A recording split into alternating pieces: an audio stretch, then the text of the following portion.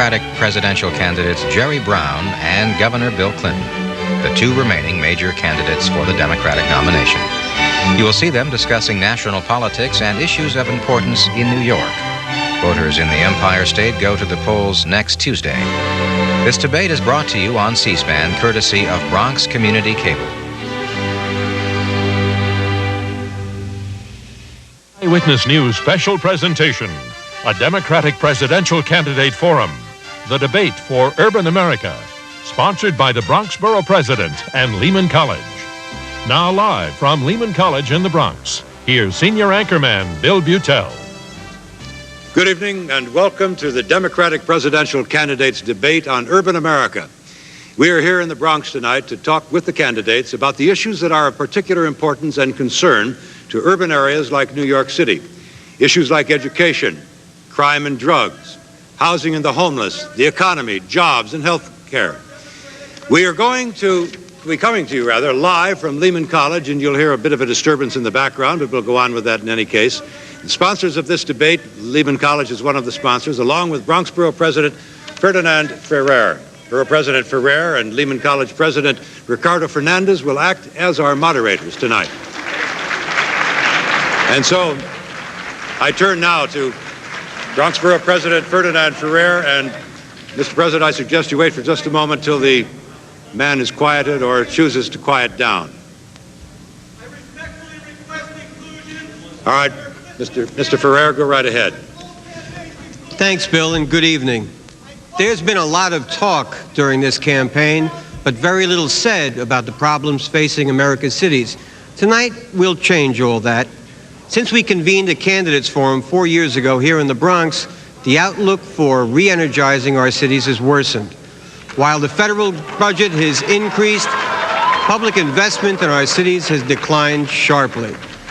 Cities faced with middle-class flight to the suburbs and deteriorated infrastructure must also contend with an epidemic of crime, drugs, homelessness, and poverty.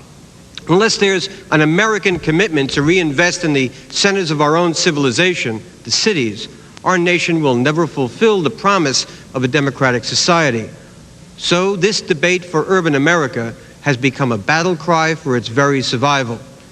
Joining us tonight are distinguished mayors from around the country, led by our own mayor, David Dinkins. I would now like to welcome Jerry Brown, former governor of California, and Arkansas Governor Bill Clinton, and ask that they direct their 90-second opening statements to these urban issues. Mr. Brown. It was here in New York State in 1791 that Thomas Jefferson and James Madison founded the Democratic Party. And they did so out of fear that the Federalists in Washington were arrogating to themselves the revolution and creating a new aristocracy. Jefferson said that the goal of the party was to stop the power of the few from rioting on the labors of the many. Today we face urban degradation for millions of people. We see bombed out buildings that look like Berlin after World War II in New York and Detroit and several other cities. Homeless people are living under roadways and bridgeways and arches in our nation's capital. It's a disgrace, and despite the fact that in the last 48 hours in Congress, appropriations of $25 billion were found for bailing out the savings and loan industry, the commitment to the urban America has been lacking. And I say that lack is a reflection of the decrepit and corrupt status quo. Our campaign is about mobilizing the moral force necessary to rededicate this country to social and economic justice. We have the money, but we have to shift the priorities from a bloated defense budget fighting a non-existent empire to the revitalization of our own people at home. We have enough for our need, but not enough for our greed.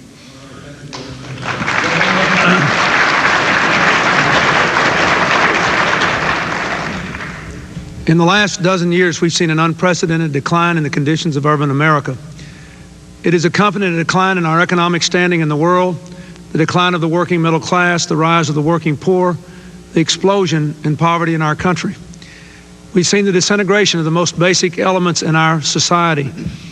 An article in Sunday's paper indicating that over 9% of the babies born in this city come from zero-parent families. In the face of that, we've had political neglect This country led by two presidents who believed their only responsibility was to keep down taxes on corporations and the wealthy and get out of the way. It is time for America to close the book on the 80s and open a new book on the 90s, to take advantage of the end of the Cold War, to cut defense spending, control health care costs, and reinvest money in our people, our cities, and our future, to develop a national economic strategy, including education, health care, energy, and the environment. It's also time for us to have a new social compact, a commitment to more opportunity for our people, an insistence on more responsibility, rebuilding the American family, rebuilding our cities block by block with innovative solutions to the problems of crime and drugs and housing and many others. And finally, it's time, as we can surely see here, for a renewed sense of the American community, a new statement that we're all in this together, and we've got to cross racial, ethnic, and other lines to work together to make this country what it ought to be. Governor Clinton, Governor Brown, thank you for your introductory remarks. I would like to ask the audience, please do not applaud, because we have limited time and the applause does take time out of the program. Before we get into our first question, here are the rules. Each question is going to be addressed by both candidates, to both candidates and by both candidates. Each candidate will have 45 seconds in which to answer the question. Our panelists tonight are Sam Roberts, columnist with the New York Times, Roz Abrams, anchorwoman, WABC TV News, Jim Sleeper of the editorial board of the New York Newsday, and I'm Bill Beutel of WABC TV News. Our debate is to be broken down into 5 topics, and as we get to each segment, the topic will be introduced by either Borough President Ferrer or the president of Lehman College, Ricardo Fernandez. Our first topic tonight is education, and so I introduce you now to Dr. Ricardo Fernandez, the president of Lehman College. Doctor? Public education in America has been in crisis for more than a decade. Nationwide, in 1990, almost 18% of students between 18 and 24 didn't graduate from high school. According to the last census, 23% of all African Americans in this same age group did not have a high school diploma. And for Hispanic students, the rate was much worse. 46% had not graduated from high school. In higher education, in the last 10 years, students have had to rely more on loans than grants, while tuition keeps rising. Federal funding for the nation's schools is down significantly in some areas, and the use of the property tax to fund schools is under attack as unequal and unfair. Local school districts say the federal government should provide more funding. Thank you, Dr. Fernandez. And now Sam Roberts of the New York Times will ask our first question. Sam? Governor Clinton, we know that you favor more funding for Head Start, national standards for education, and a national apprenticeship program to link college-bound students with local schools and businesses. But what about all the kids who don't graduate, who drop out, become virtually unemployable? And how would you help that disproportionate number of urban, Black, Hispanic students who are not even finishing high school? And how would you pay for the program that you propose? I do propose to help those people through the establishment of opportunity centers throughout the country, particularly in areas of high dropout, places where people who drop out of school can come out and come back and get basic education and their high school equivalency. Here in New York, I've been in some of the adult education centers, including one in the Harlem Public Library, where there is a waiting list as long as the number of people who are in the program. What I propose to do is to adopt a national program to give everybody who does not have a high school diploma the chance to get one in the workplace or in an adult education center in the next 5 years, and to do it within the context of the funding that I've outlined from the cuts in defense and control of health care costs. We need to do that for everybody who will come back to school. Governor Brown. Look, the big issue here is despair, neighborhoods with crack, crime, gang violence, getting worse by the day. It's horrible. And the political establishment just sits there, raises their pay, bounces their checks, and carries on as though their discussions have any impact on anybody. What is required is a commitment to a living family wage, a full employment economy, and cut the military budget in half. Now, within that overall context to income security, which is the absolute response needed, there are some particular things. Scholarships instead of loans, work study emphasis so people without the income can go to college, and also to assist low-wealth school districts with direct federal funding. Also, there's a program that I started in California, the Employment Training Panel, whereby you take money from unemployment insurance and devote a certain amount of it to training those who are in danger of being unemployed. All of that will help, but the overall issue is the commitment, not there. Follow-up from Sam. A follow-up. Well, New York has been debating multicultural education as a controversial issue. In 1987, I believe Arkansas made English the official state language. What was that message intended to convey, and should that be enacted on a national basis as well? No, the bill that was introduced in our legislature was just a one-line bill. And I said that I would veto it, even though it had veto-proof majorities in both houses behind it, unless we explicitly exempted bilingual education, which we did in the bill. And at the time that the bill passed, that was the only potential impact it could have had in our state for the relatively small Hispanic minority. And so I made it clear then, and I will reaffirm now, I support the aims of bilingual education and what is called the English Plus movement, not the English Only movement. And Governor Brown? During my governorship in California, we had the foremost programs in bilingual, bicultural education. We have a population, of course, 25% Hispanic Latino Americans, and we respond to that with programs that are culturally relevant. More importantly, I get back to the issue, there must be the opportunity to receive the training, the work, and the self-esteem and the hope. And that only comes when those people at the top get the message. We go now to Roz Abrams. We are here tonight at Lehman College, a prominent member of the City University educational system. An awful lot of the kids who attend school here work full-time and they work part-time jobs just to make the tuition. They live at home, they make a lot of sacrifices to go to school here.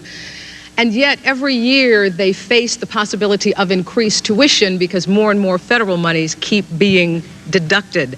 Governor Brown, will you increase federal aid to state and local college systems to help keep tuitions affordable?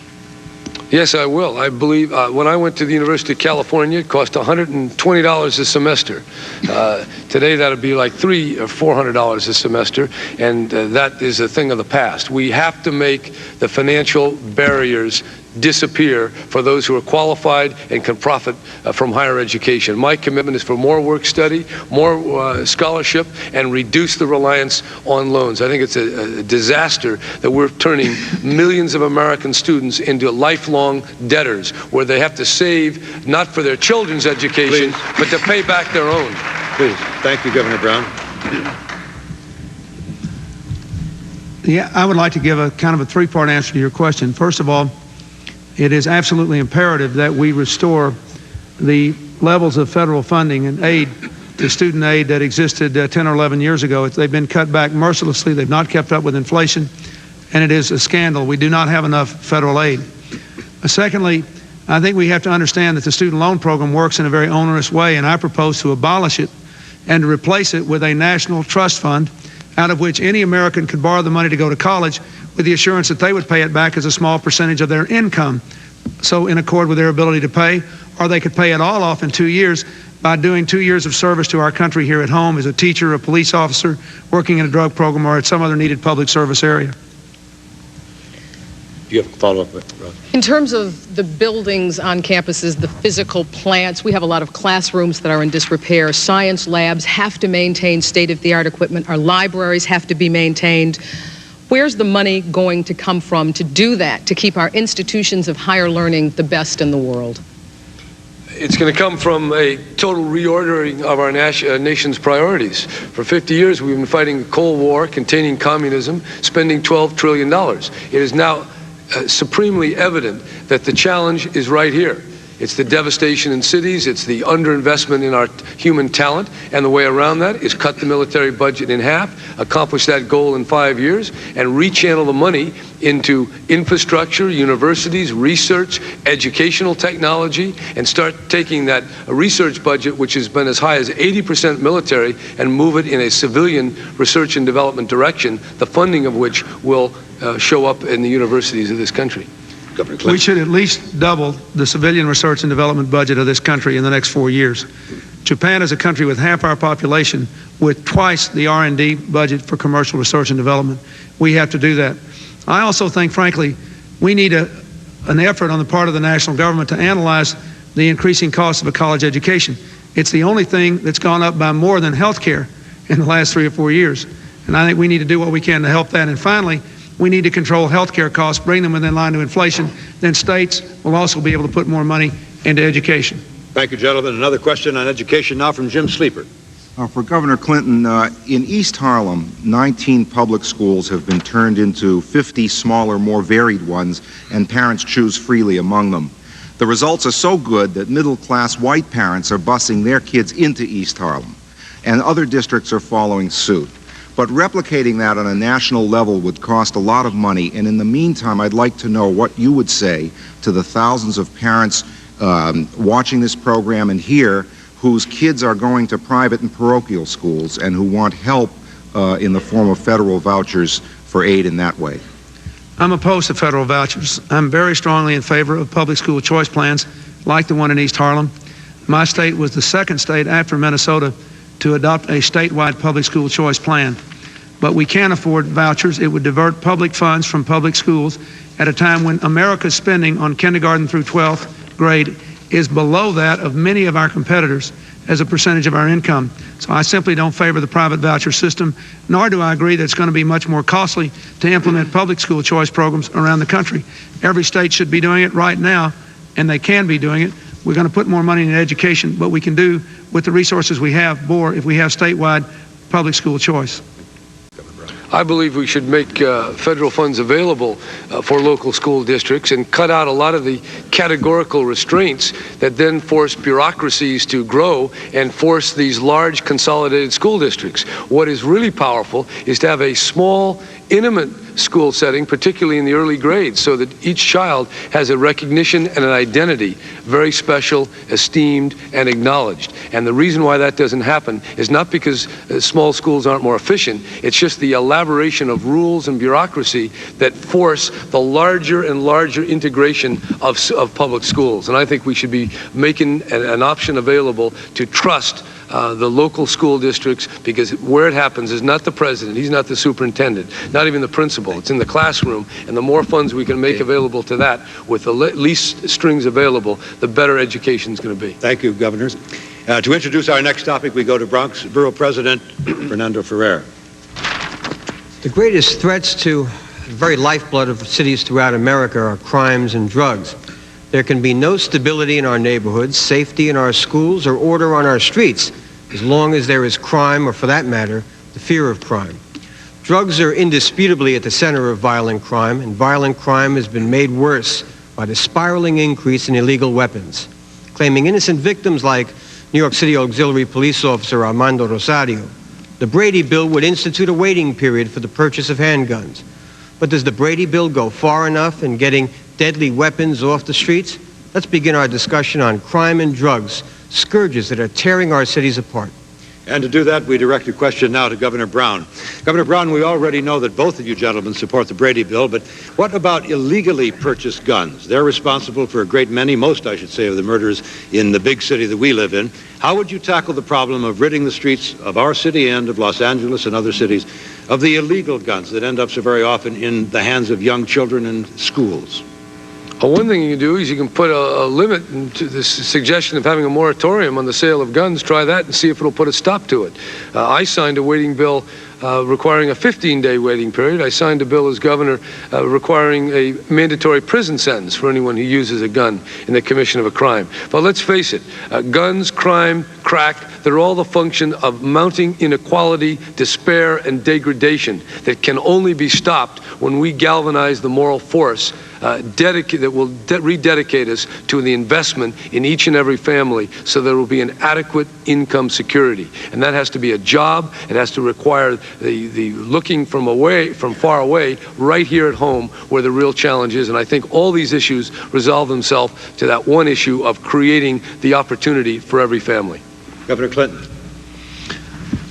I think you should pass the Brady bill, and then I think there should be a nationwide attempt to engage the young people of our country in these massive gun buyback programs.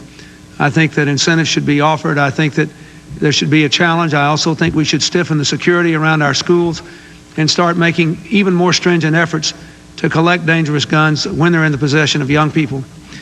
This is not an easy answer, but it's a very difficult problem. Finally, I think that you can't blame the national culture on everything. I think we're going to have to change a lot of this neighborhood by neighborhood, school by school, family by family. It's going to take a lot of concerned and committed adults working on this effort. Follow up to Governor Brown and, of course, to Governor Clinton, too. We in New York City have a buyback program that we attempt to buy back guns, and it works one day and fails the next, and overall it has to be said to be not very successful. Governor Brown, in concept, does the idea work? It doesn't seem to have worked. I mean, it's a nice thing to try, but again, if you grow up in a neighborhood and your father's out of work and most of the people in the block are too, and the greatest self-esteem comes from being in a gang, and the only challenge to your manhood is using a gun or getting in a gang fight, you have produced an impossible social pathology, and that is what has to be gotten at. Sure, we want people to be responsible, but I'd like to see the people who lead this country acting more responsibly and stop just taking care of themselves and wake up and just walk the streets of this city and this nation till they get the message that here is the battle for the future of America. Governor Clinton, short of moral suasion, would any kind of program work? I agree that the gun buyback program is going to be of limited utility. It will work more as you get the Brady bill in place and you enforce it. But there's so much more that has to be done. There are in this nation proven strategies of turning young people who are involved in gangs and involved with weapons back to a more constructive life. But unfortunately, there's no easy way to do it. You have to do it gang by gang, school by school, block by block, person by person. It's going to require a lot of person power and a lot of reconnecting of children whose lives have been severed to the future that we want them to live. Sam Roberts. Drug abuse, as both of you know, affects every aspect of life in New York, from health care to crime. And besides a federal role in either paying for or providing treatment on demand, how would you contain the sources of supply? And if boycotting Iraq or Libya to deter their exportation of military aggression or terrorism seems justified, is a Colombian coffee boycott or a limit on immigration from certain countries in South America equally justified to discourage their exportation of drugs? I don't think this is to Governor Clinton. I think the problem with that is that even those countries which try to contain the illegal drugs on their own are having limited success. And we've had many good people in the government of Colombia actually be killed for their efforts to try to contain the export of drugs. What I think we need to do is to beef up the traditional sources of restraint, the Coast Guard, the Border Patrols, the Customs Service. We need to become much better at monitoring the flights into this country. And then we need to work much more closely with those governments that are making a good faith effort. I wouldn't be opposed to taking action against a government that obviously was not trying, but those which are, we have to try to deal with. You can't get out of the fact that with 5% of the world's population, we're consuming 50% of the world's drugs. Most of the problem is here at home.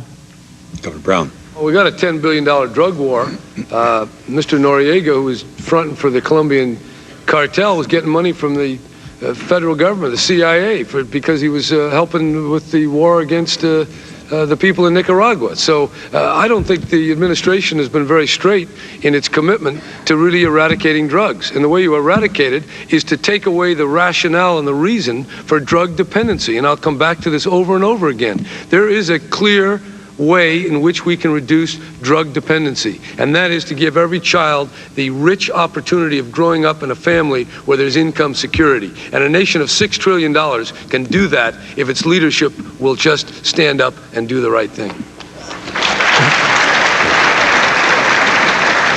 Follow up from Sam Roberts, please. As you both know, crime and drugs go hand in hand, and I'd like to return to guns for one moment. Would either of you ban the manufacture of handguns and assault weapons, as well as imposing a waiting period or certain other controls? Governor Clinton? I would support a ban on assault weapons. I'm not in a position to say that I would favor a ban on the manufacture of handguns. I think there are a lot of other things that we need to be looking at. I agree, by the way, with what Governor Brown said. I think we ought to make it clear that we will not be doing business in a Democratic administration with drug dealers and talking out of both sides of our mouths about this issue the way the previous two administrations have done. And Governor Brown, on manufacture of guns? Yeah, somebody, back in 1982, there was an initiative in California to put a cap on the number of guns. Just say handguns. That's enough. And then register them and leave that as the total outside limit. The other day, somebody asked me, what about a 5-year moratorium? Not a bad idea. Let's try it. Let's try it. And then you would have the number that is there, and people would register them, and you could exchange them, but you wouldn't allow the continued production and see if it'll work. I personally do not think that's going to get at the root, which is the inequality, the despair, and the utter hopelessness that so many of our young people are growing up in. Just by way of follow-up, there are 200 million guns out there now, illegal guns, that wouldn't be covered by the Brady bill. You could pass some registration bill and require people to come in, but I mean, you're going to have to change the underlying culture. You can't do it in the way you're suggesting, not with 200 million guns out there right now, I don't think. Thank you, gentlemen. Rouse Abrams. I want to return to children for just a moment. Governor Brown, in this country, there is the perception that, let's say, if I had a son and he were arrested, he would be treated differently than, say, if Jim's son were arrested. There is the real fear that perhaps my child might not even survive an encounter with police.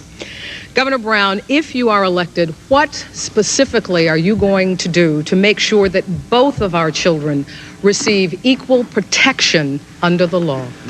Well, first of all, I'm going to stop appointing right-wing justices so that we can adhere to... So we can adhere to the Constitution. The erosion of civil liberties has been incredible and very dangerous. The search and seizure, the coerced confession, the erosion of the right of habeas corpus. Secondly, I believe we really need to do something very concrete in terms of immediate jobs. Roosevelt created the Civilian Conservation Corps for millions of people. I would start that as one of the first acts of my presidency. We have to make that happen. And then finally, you have to make sure that the police are subject to the same rules of fairness and treating people right, subject to liability laws and review as any other operative of government. Governor Clinton. As president, I would recognize, first of all, that 99% of all the contacts between children without regard to race and law enforcement are with state and local law enforcement officials. I would support more resources to those officials to create community policing systems. I would support appropriate civilian oversight of police forces to make sure there was some redress when there were examples of discrimination.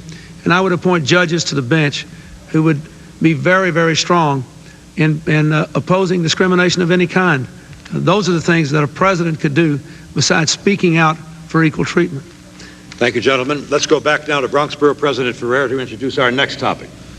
There is no better illustration of the changing federal role and its impact on cities than housing. From the last decade, publicly assisted housing has been cut by 80%. Last year, for the first time in over half a century, not a single unit of public housing was built in New York by the federal government. In New York City, over 200,000 families are waiting for public housing. 100,000 are on the streets, homeless. Another 130,000 live illegally with friends and family as part of the so-called hidden homeless. By abandoning the cities, yet demanding more of our tax dollars, the federal government has turned a cold shoulder to the American dream. Let's begin our discussion on how we can get the federal government back into the business of building housing. Thank you, President Ferrer. And to begin that discussion, we turn to a question from Jim Sleeper for Governor Clinton. Some say that the homelessness that President Ferrer just referred to is caused by mental illness or addiction.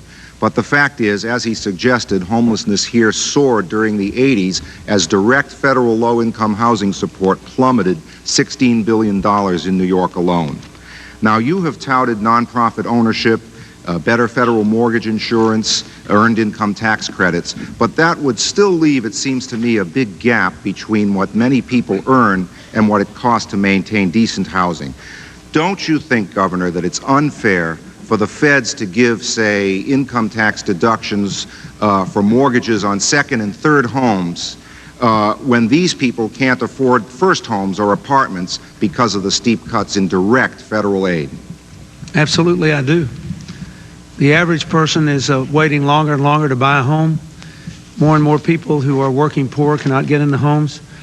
The homeless problem is the direct result not only of social problems in our country and profound human dislocation, but of national neglect. And a part of my program to reinvest in our infrastructure would also include direct investment in federal housing programs for those who can find shelter in no other way. I perfectly agree with you. It doesn't mean we shouldn't have more of these other innovations which are better for the working poor, but for those who have no resources, you must have a direct investment. I think most Americans are embarrassed, ashamed, and ready for something to be done about homelessness. Governor Brown. I believe that the federal commitment to housing should be reestablished, reinvigorated, and to the extent feasible, allow local discretion. We don't want to have everything decided in Washington, and there are now in the cities of this country representatives that are really in tune and in touch with those needs that have been neglected these last 10 years. So yes, take the Mayor's Conference. There's a 7-point program of approximately $30 billion that would jumpstart the economy, create the jobs, and a good piece of this is for housing assistance. And I would do that, but in the context of encouraging a maximum local participation. Well, one of the unique local things about New York, and this does differ somewhat from other cities, is we have a massive public housing authority that, with some exceptions, has been fairly well run. It hasn't had the protracted scandals and the abandonment of units that other places have, but it is starved for the direct federal kinds of capital that it used to get. Do you really think, either of you, that you can come up with the kinds of money that are needed to make a system like that work? Well, not in the present way this economy is functioning, and one of the reasons I propose this tax proposal of mine is to stimulate the jobs in the economy so we can generate the necessary new wealth.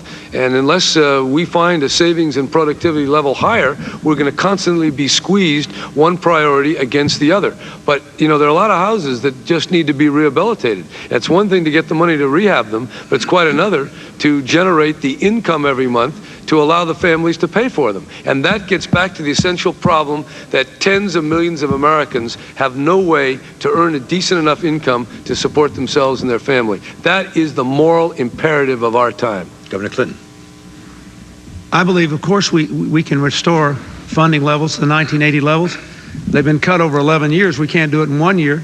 We'll have to build it up over the next 4 years. But of course we can. It is a question of will, of conviction, of priorities, and understanding where our own self-interest lies.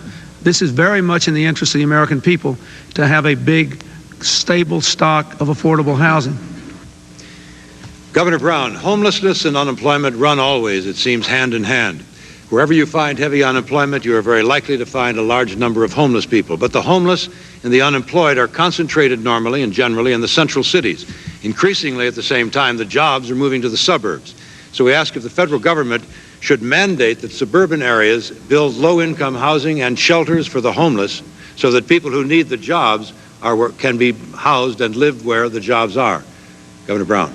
Well, I support the creation of enterprise zones where the federal government will give a very generous tax break for 10 years for the establishment of business in those areas of high unemployment and high public dependency. That is the real answer if we want to integrate people into the private sector. I don't know how much you can spread people around when you have millions right in the cities that need the work. Secondly, if we allow the welfare check to be a welfare voucher that can be turned into an employer and then allow for the food stamps and the Medicaid to continue, but remove it at the rate of 20% a year for 5 years, you can integrate people who are not working into the private sector, and you can encourage business to take the kind of risks and make the investment with the generous tax break. That's what I think the enterprise zone will do. Governor Clinton. I agree that there is a limit to how much you can move people from where they live someplace else for jobs. They will migrate anyway if the jobs are there. I think it's far more important to have an economic development and an empowerment strategy for the inner cities. I don't think an enterprise zone tax credit is a bad idea, but it's not enough. you're going to have banks that really loan money to the neighbors and the friends in the areas. A national network of community development banks modeled on the very successful South Shore Bank in Chicago, and there's one in New York now being established. You're also going to have other economic initiatives designed to reward the working poor through tax credits or that lift them above the poverty line. We can make living affordable and successful in our cities if we have an empowerment and a development strategy. Follow up to Governor Brown, please. You know the expression NIMBY, everything's wonderful, but don't build low-income housing and homeless shelters in my backyard. NIMBY, not in my backyard. How would you convince the people who live in suburban areas that ultimately the establishment of, whether you call it enterprise zones or homeless shelters and low-income housing, are good for the suburbs because they are good for the cities, if they are good for the cities? Well, you see, what you have here is people who don't have real jobs, don't have adequate income to support themselves and their family, and now government has to come around and make up for it with some kind of special discounted housing program. What I'm talking about is a total reversal of policy whereby, as a moral imperative, this country commits itself to a living family wage. We can put people to work in retrofitting buildings, in new energy technologies, and building high-speed trains, and child care, and fully funding Head Start. There is plenty of work to do, and if we would stop trying to police the world and take care of ourselves, we can put those people to work, and I'm sure every neighborhood likes fully earning, stable, productive citizens. Governor Clinton. I agree that we could put a lot of people to work, but I don't think we should avoid the tough issue. The tough issue is, should the President of the United States ask the American people wherever they live to make sure there's affordable housing for people of all incomes and to take care of the problems of this society? Yes, I think we should. And I think that we can do that if we got a different public ethic in this country. We lived by the politics of selfishness in the 80s. In the 90s, we're going to have to say, we're all in this together, everybody counts, and everyone's going to have to sacrifice, reach out, and do something so we can move forward together. Now to introduce our next topic. Thank you. To introduce our next topic, we turn to the president of Lehman College, Ricardo Fernandez. The nation's economy has been in recession for nearly 2 years, and for many people that has translated into unemployment. Nationally, the unemployment rate is 7.3%. In New York City, it's 11%. It's the highest it's been in 16 years. Between December of 91 and February of 92, New York City lost 100,000 jobs, most of them permanently. And the city's welfare rolls have increased to nearly 1 million people. Half of those are children. The states have had to assume increasing costs, which has put a tremendous strain on their budgets. And to address this topic, we turn from Dr. Fernandez to Sam Roberts on the first question. Governor Clinton, earlier this year, Vice President Quayle said that New York exemplified the failure of the welfare state. You've called for people on welfare to take more responsibility. Well, there's a waiver application pending from New Jersey. And would you, as president, grant that waiver to let the state end increased benefits for women who have more children while they're on welfare? Or do you disagree that public assistance recipients, just like other working people, must consider their finances before having more children? I believe that the president should support the states that are trying to make good faith efforts to experiment in how to move people from welfare to work. I don't agree that the New Jersey approach is the best approach to take. The best approach to take is to empower people on welfare before requiring them to take responsibility.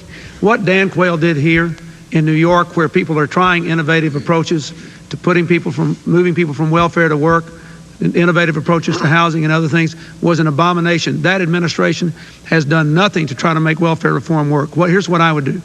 I would set up a system in which we invest more in education and training, in child care, and in medical coverage. Then I would require people who can work to do so.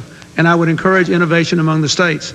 But I think that for this administration to talk about welfare reform is a disgrace. They've done nothing to help us do it.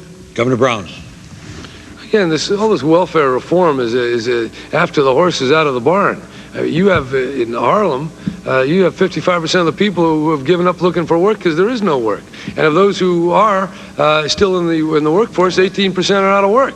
And yet you're allowing multinational companies that call themselves American corporations moving their jobs to Mexico and Indonesia and everywhere else. We need a strategy of reinvestment right here. And the President of the United States has to make it very clear that you don't save any money by closing down a job in New York City and going to Mexico because you're paying $2 less when you leave devastation at home. It's about an economic goal of energy efficiency, transportation, infrastructure, housing, national health care, putting people to work in doing the unfulfilled agenda of a civilized nation. If either of you were president, though, would you grant that waiver that New Jersey has requested, Governor Clinton? I would probably grant the waiver and let them experiment with it. But let me say that it is what you want to do is to empower people to take over their own lives. It is simply not true. Even here in New York and throughout this country, 20 to 25% of the people on welfare have been there for years. And most of them would change if they were educated, if they were given training, if they were given the hope of a job. You do have to have a new economic policy, but you also have to recognize we've done a terrible amount of damage to people by letting them get in this fix, and we have to help them work their way out of it. As you know, in this campaign, I stay in private residences, not in hotels, and I stayed at a shelter for single mothers and their kids, and I had an opportunity to spend several hours talking to women who have 4 and 5 kids, and in a shelter where the rooms are no bigger than a broom closet. And across the street, there's empty buildings with empty apartments. Now, unless we can put the two together and create employment, I think we have to take the responsibility. And I'm not going to try to start interfering with such an intimate decision as when someone has a child or not. I don't think that's the right thing to do, and it allows us to palliate our conscience when we're not committing this nation to the full employment, living family wage economy that I think is absolutely required by distributive justice. So you would not grant that waiver? I wouldn't grant the waiver, no. I wouldn't. Could I just interject one fact, though? Shortly. The average welfare family has just a little over 2 people. This is, you know, we're firing the gun at the wrong target. The target is all these people. The target is all these people who have no education, no skills, no hope, who have been left on inadequate life supports when they should have been empowered to take control of their own lives. If you talk to people on welfare, almost 100% of them would gladly live in another way. It is not a good way to live. We have to give them a chance to do something else. Thank you very much, gentlemen. Roz Abrams now with a question. Governor Brown, what would you do to create new permanent urban industries? Creating new permanent urban industries to replace the hundreds of thousands of jobs that have been lost over the past decade. And I'm not talking about artificially propping up inner cities with short-term programs, be they enterprise zones or short-term road building, and when it's done, the jobs are gone. I'm talking about new, long-term urban industries that will carry workers, if they so choose, on into retirement. Well, you just picked yourself, that's a pretty big order here. But you want to be president. Yeah, you said you want to be president. I mean, the fact is that people have been fleeing the cities to get non-union work in the South and then cheap wages in foreign countries. So how do you turn that around? It's going to take a kind of commitment that we don't have. I'll tell you what we have to see. We have to have an opportunity for trade unions to have labor law reform so they get more clout, that the president mobilizes the public investment funds, which are the deferred wages of working people, and pushes those investment to the cities where the wages were earned in the first place, and where we extend stock ownership so there's more ownership by the people working, and they're going to protect those industries from leaving because it's their community and their families that are at stake. And I also think we need an intelligent tax code that will encourage saving and investment instead of this ball and chain that we have around the economy now. Governor Clinton, you want to be president too? Tax code. Well, for one thing, I hope we get a chance to debate Jerry's tax, because I think I agree with the New York Daily News columnist who said it was the biggest ripoff of working people in the history of American politics, and it's a terrible idea. But let me say that. Well, if we do debate it, I'll have a rejoinder. Let me say that what you said is you said a couple of things that are inconsistent. Changing the tax code so that there is more incentive to invest in the jobs we have here and to expand the job base, and less incentive to move jobs overseas, is not short term, that's long term. We also have to recognize that urban areas were built on manufacturing jobs, and even if we can rebuild industry, most people will work in non-manufacturing jobs. When the manufacturing base left, there was no infrastructure to develop the new job generators in America, small business. That's why you need a network of development banks that make loans to people in their neighborhoods, small business incubators, and support and training programs for people to make their jobs and their livelihoods in non-manufacturing as well as manufacturing areas. That can be done nationwide. The markets are there because the people live there. Okay, thank you, gentlemen. Dr. Fernandez now will introduce our final topic of the evening. Our final topic tonight is health care. More than 35 million Americans have no health care insurance.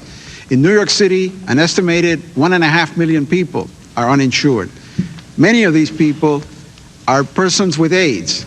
New York City has the most people with AIDS of any city in the country, more than 37,000 cases. And that's causing enormous pressure on the hospitals and on the city and state budgets. A shortage of doctors and nurses is turning hospital emergency rooms into walk-in clinics, which increases the cost of these services. Many experts agree that federal policies on health care are in need of drastic changes. Question now on this subject from Jim Sleeper.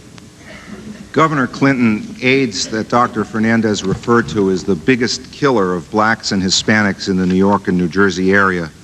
But I suspect that is certainly not why so many celebrities have staked such a visible claim for AIDS research and treatment dollars. There are no celebrity benefits for mothers in the Bronx who don't get prenatal care. There are no celebrity benefits for people with TB, which is as contagious as AIDS, or for people who don't have any private doctors in their neighborhoods. The question I would ask you is, should the squeaky AIDS wheel be getting the grease before there's a universal and equal access to medical care? Well, I believe that AIDS has reached almost epidemic proportions in many of our cities, including this one. And I think that is a false choice. People are dying of AIDS out there, and the cost of the AIDS problem should be borne as a part of a national health plan. My wife was the chairman of the board of the Children's Defense Fund for a long time. I believe in primary and preventive health care. I have said we can have no national health care program without it.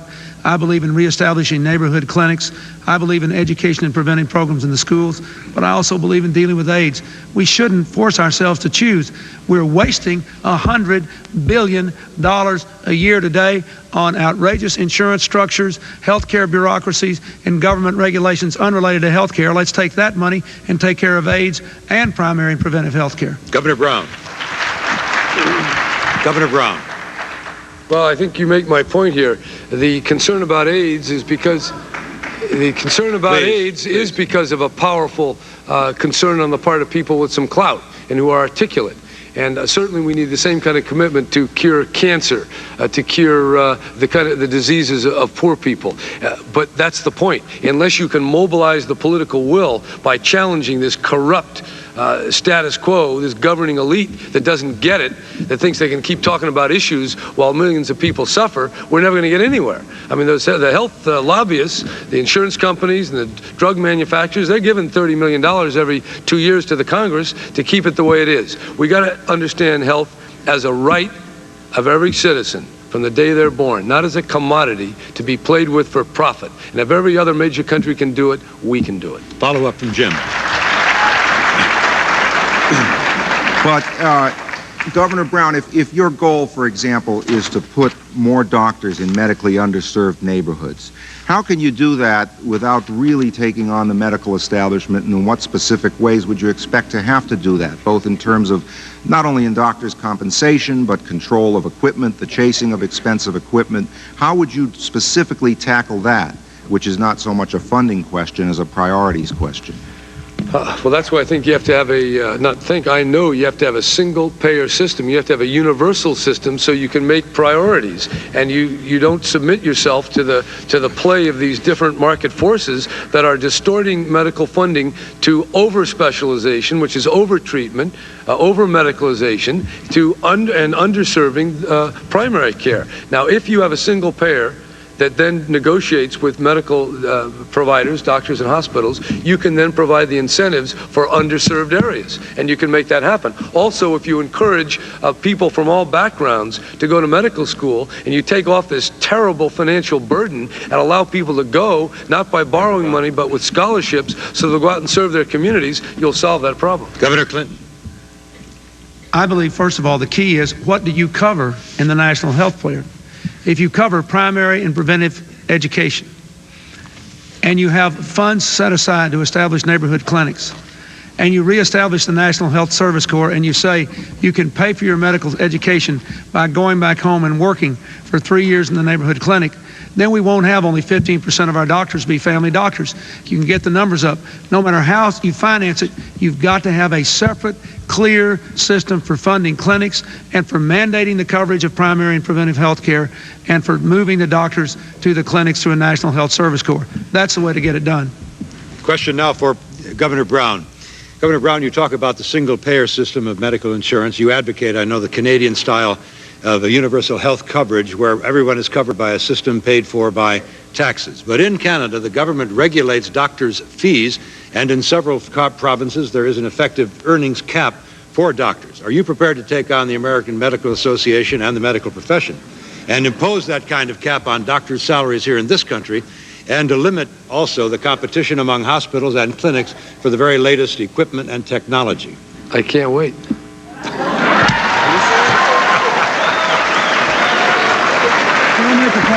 Wait, I got another 20 seconds. We'd like to hear why. The reason why health care doesn't happen since the time Harry Truman called for it in 1949 is because of the power, not just of medical specialists, but of drug companies and insurance companies and all the rest. And like so many of these issues, there's an unreality even in talking about them if we don't acknowledge the extent of political battle needed and the coalition and the insurgency and the organization and mobilization of moral force necessary to make even the next step. That's what this whole campaign is dedicated to create. Governor Clinton. I'd just like to point out that if you analyze this, as I've tried to do for over a year now, in talking to hundreds and hundreds of people, where's the real rip-off money?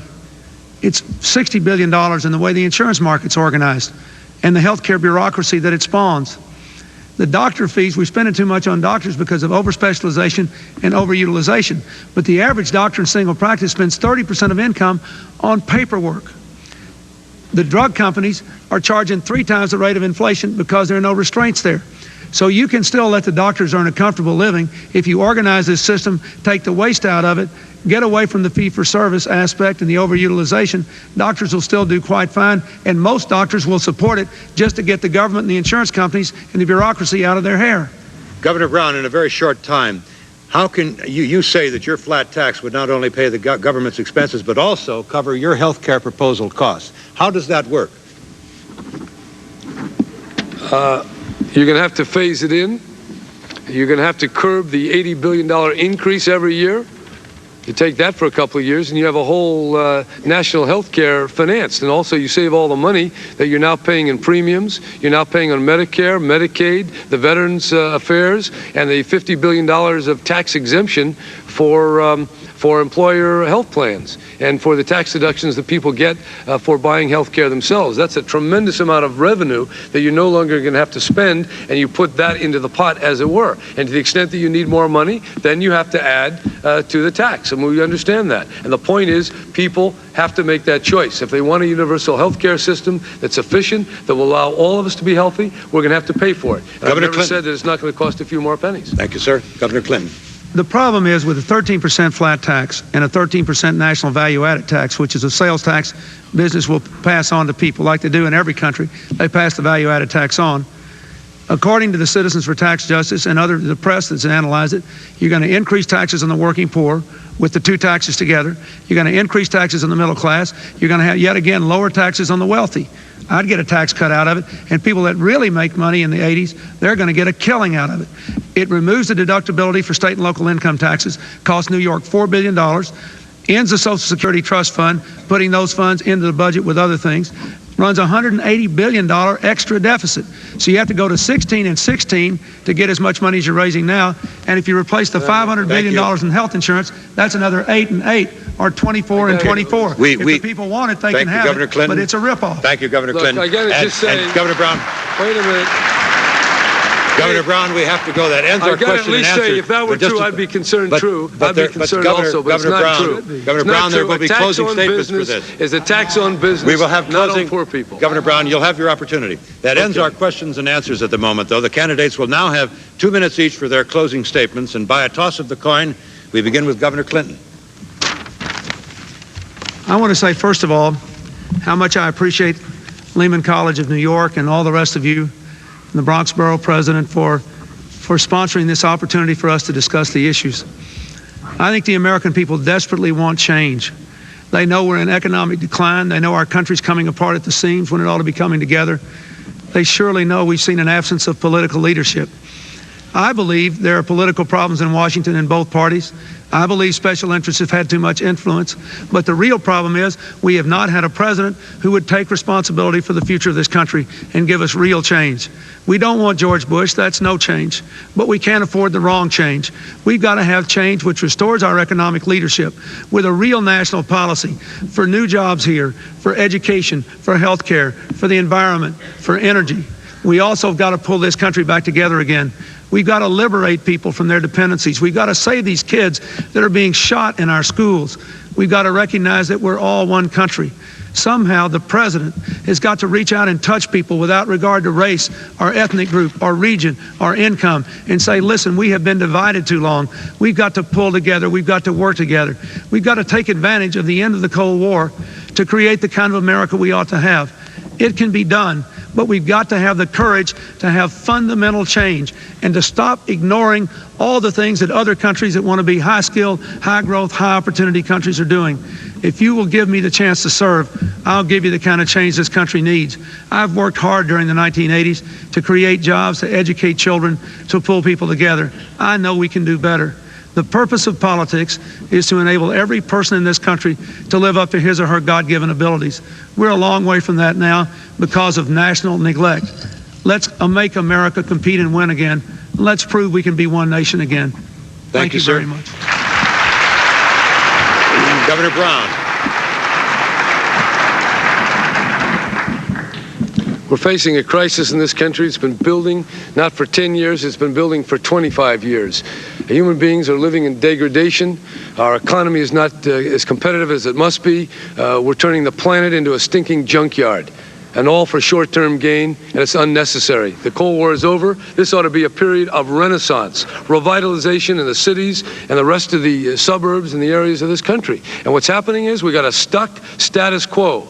They know how to bail out the S&L business, which they themselves helped create. They know how to raise their salaries in the middle of the night. They know how to bounce checks. They know how to spend $150 billion more than we need on the military defense of Japan and Korea and Europe and all the rest of these countries. But they don't have the political will to come back home and invest in the kind of America that our Constitution guarantees every one of us. And that's the right to life, and the liberty, and the pursuit of happiness. That's a moral imperative to make sure that every child grows up in a context of a living family wage. It's not a problem of getting the list. We know how to create national health care. We know how to create energy efficiency. We know how to create urban improvement in infrastructure and high-speed trains and transit and all the rest. What we don't and what we haven't had is the willingness to challenge a corrupt status quo that depends on $1,000 donations, that depends on the power of the few to manipulate the rest of us. The whole basis of my campaign, it's not about me, it's not about Mr. Clinton. It is about a coalition of Americans taking back their country. And I want to just thank all those who have made it possible for me to even be in this debate next to what has been the front runner. And I want to say, folks, thank you very much. Call our number. Keep it going. 1-800-426-1112. That's 426-1112. And you make it possible for me to stay here. Thank you very much. That has to be the most well-known 800 number in the country. But we thank Governor Clinton and Governor Brown now, and we go to our sponsors for their last word. Borough President Ferrer. Well, that's our debate on urban issues, and we'd like to thank Governor Clinton and former Governor Brown for coming to the Bronx not to achieve a photo opportunity, but for coming to Lehman College and the Borough of Universities to discuss these issues with all of us. And we'd like to thank our panelists, Sam Roberts, Roz Abrams, Jim Sleeper, and Bill Beutel, for asking the tough questions in this debate for urban America. And thank you very much, Borough President Fernando Ferrer, for being with us this evening, and thank all of you for joining us. Tonight we have given the candidates an opportunity to address issues that are of special interest to urban areas. They've had their say. The New York primary is 1 week from today. That's when you have your say. I'm Bill Beutel for all of us. Thanks very much, and good night.